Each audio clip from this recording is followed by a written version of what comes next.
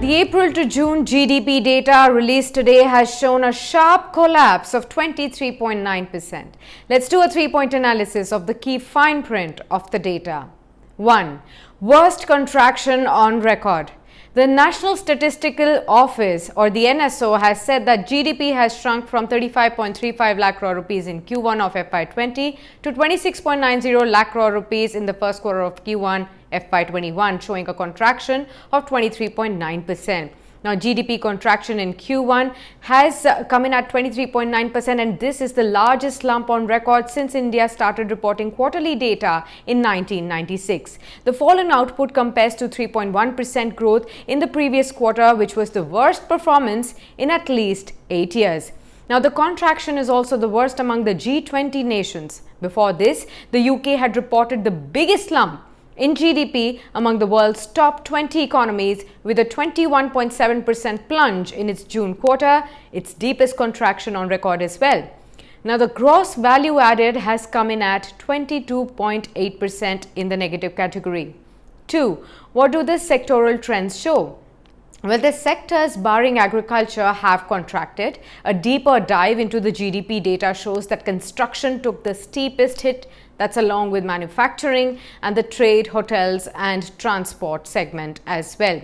Now, the farm sector grew at 3.4% in the June quarter, as was expected to be the silver lining. Favorable monsoon, improved availability of water in reservoirs for irrigation, robust kharif sowing, large procurement of food grains and also a robust rabi production have all seemed to have provided support to the agriculture sector.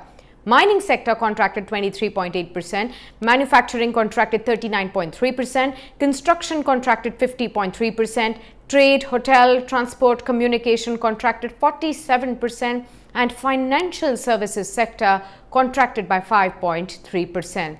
Now, when we look at the expenditure trends, the private consumption space reflected in the private final consumption expenditure fell 26.7% as well.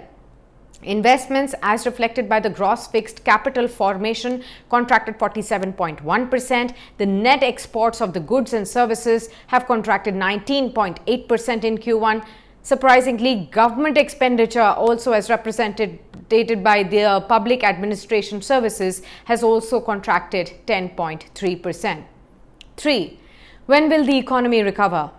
Well, the Q1 GDP data, the first benchmark on the state of India's economy after the pandemic, is definitely vital. Now, the sharp contraction in GDP numbers is the worst contraction in the history of Indian economy that we have seen since its independence. Now, this is mainly due to the closure of business activity during the quarter owing to a 68-day nationwide lockdown to curb the spread of the deadly coronavirus. Now, India's road to recovery appears to be long and a hard one at that.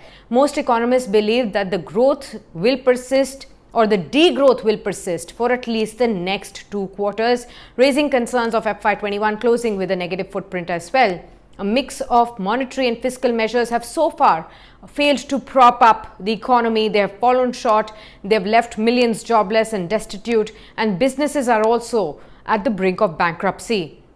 All eyes will now be at the government and on the RBI for crucial reforms which could put the economy back on track. Experts are looking for targeted reforms from the government at this point in time, which can really help support critical sectors first. Also, the RBI could further cut rates in the upcoming policy to now lend support.